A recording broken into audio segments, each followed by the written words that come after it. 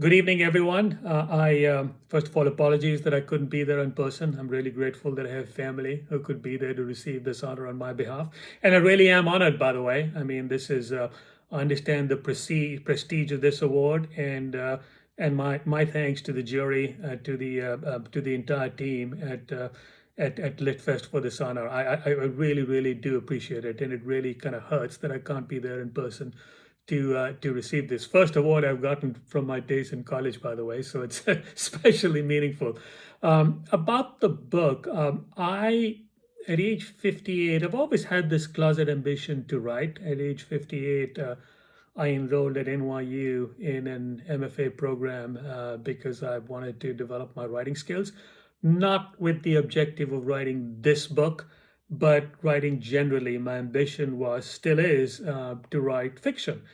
And then as I experimented with different genres, with short stories, with memoir style writing, I realized that my experience at SoftBank, my own ups and downs, the ups and downs of Masayoshi Son, who's this larger than life character, an integral part of the story, and a lot of what was going on in markets, what was going on in my life. I lost both my parents, for example.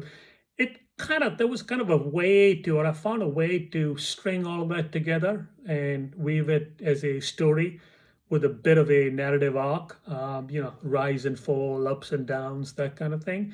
And so that was the genesis of this book. I mean, I am a big fan of prose stylists, people like Martin Amis, Zadie Smith, Nabokov, and writing style, being entertaining, being easily digestible, accessible is really important to me.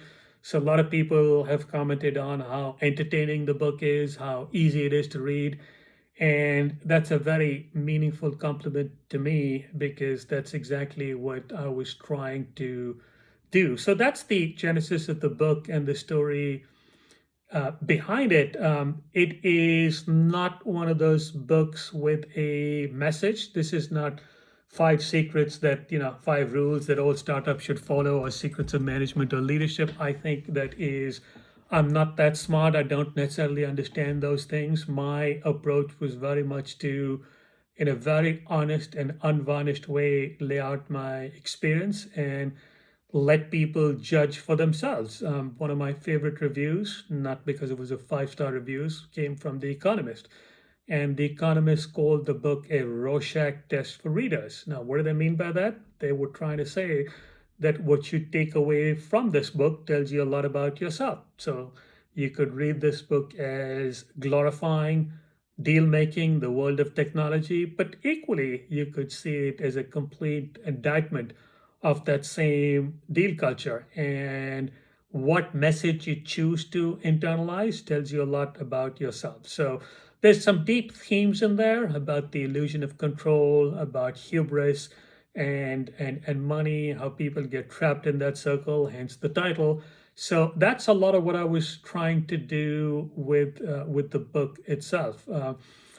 I was asked to say a few words about the world of technology, about AI, whether we're in a bubble. I've been associated with these financial markets now for almost 40 years. And I can safely say that I can usually tell when we're in a bubble, and I think we're in a bubble now, certainly in the private markets when it comes to AI. The problem with bubbles is you can never tell how long they last. And what I can also say with a lot of confidence, very high degree of confidence, that what is happening in the world of AI is at least as significant as what I lived through when the internet bubble came around in 99, 2000. It changes everything. I mean, I use AI. Actually, I use AI increasingly as a tool to research for editing. Everyone should be using AI. It changes everything. Every industry, every business is an AI business. Sounds a bit of a cliche, but it is completely revolutionary. So in that sense, the hype is completely justified. But having said that, there's a real bubble in private markets. I find it quite disturbing when I see companies with reminds me a lot of companies being valued, public companies being valued without revenues, without profits, based on eyeballs. There's a lot of that going on right now. So it is a little bit dangerous. There is a lot of what I'd call FOMO investing, and I've seen that before. That happened in 2021. It's amazing how quickly people forget. So it's a time to be optimistic about the technology, about using the technology, leveraging that technology. But it's also a time to be cautious in terms of what one buys. So that's all I had to say. Once again, my sincere apologies for not being there in person.